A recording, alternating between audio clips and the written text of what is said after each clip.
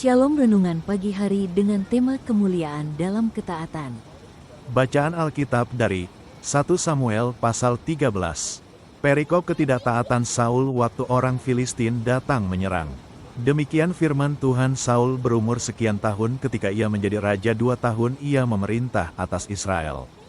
Saul memilih 3.000 orang dari antara orang Israel. 2.000 orang ada bersama-sama dengan Saul di Michmas dan di pegunungan Betel, sedang 1.000 orang ada bersama-sama dengan Yonatan di Gibea Benyamin.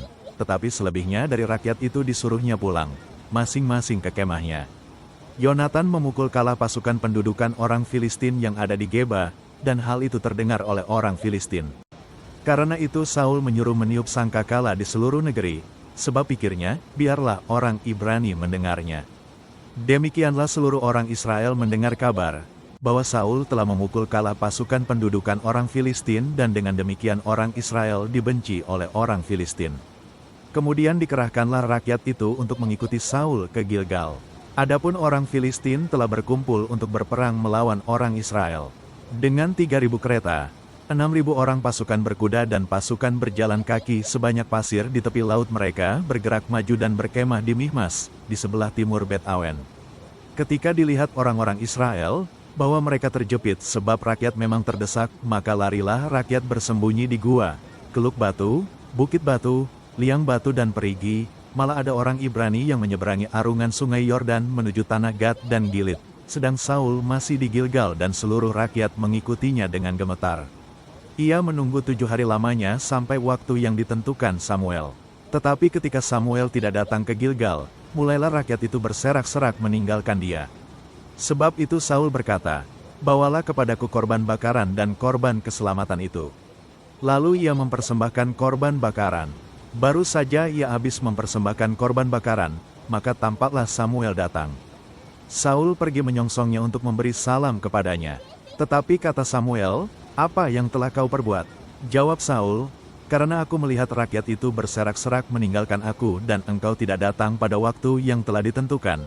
Padahal orang Filistin telah berkumpul di Michmas, maka pikirku, sebentar lagi orang Filistin akan menyerang aku di Gilgal.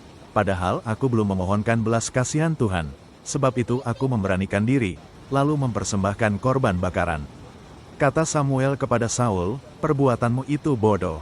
Engkau tidak mengikuti perintah Tuhan, Allahmu, yang diperintahkannya kepadamu, sebab sedianya Tuhan mengokohkan kerajaanmu atas orang Israel untuk selama-lamanya. Tetapi sekarang kerajaanmu tidak akan tetap.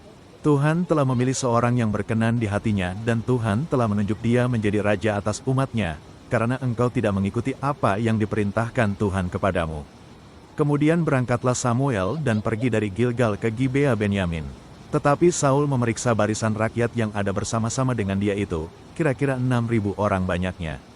Saul dan Yonatan, anaknya, dan rakyat yang ada bersama-sama dengan mereka, tinggal di Geba Benyamin, sedang orang Filistin berkemah di Michmas.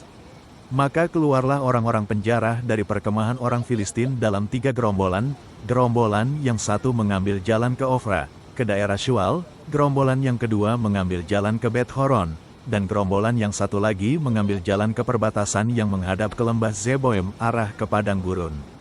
Seorang tukang besi tidak terdapat di seluruh negeri Israel, sebab orang Filistin berkata, "Jangan-jangan orang Ibrani membuat pedang atau tombak." Jadi semua orang Israel harus pergi kepada orang Filistin untuk mengasah mata bajaknya, beliungnya, kapaknya atau aritnya masing-masing. Adapun bayarannya ialah 2/3 shikal untuk mata bajak dan beliung, dan 1/3 shikal untuk mengasah kapak dan untuk memasang kusa, sehingga pada hari pertempuran itu sebilah pedang atau lembing pun tidak terdapat pada seluruh rakyat yang ada bersama Saul dan Yonatan. Tetapi Saul dan Yonatan, anaknya itu, masih mempunyainya. Dan suatu pasukan pengawal orang Filistin telah keluar ke pelintasan gunung di Michmas. Demikian firman Tuhan. Renungan, kata Samuel kepada Saul, "Sungguh bodoh tindakanmu itu. Engkau tidak menaati perintah Tuhan, Allahmu, yang dititahkannya kepadamu. Tadinya Tuhan hendak mengokohkan kerajaanmu atas Israel untuk selamanya." 1 Samuel pasal 13 ayat 13. Di tengah lembah yang sunyi ada seorang tukang kayu yang dengan tekun mengukir sebuah perahu kayu. Cahaya matahari mengiringi kerja kerasnya untuk terus memperbaiki detail-detail kecil yang dapat membuat perahunya sempurna.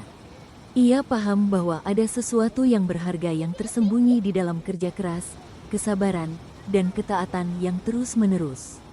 Dalam 1 Samuel 13, kita melihat bagaimana iman, kesabaran, dan ketaatan Saul diuji ketika ia harus menunggu Samuel untuk mempersembahkan kurban sebelum melanjutkan peperangan melawan orang Filistin.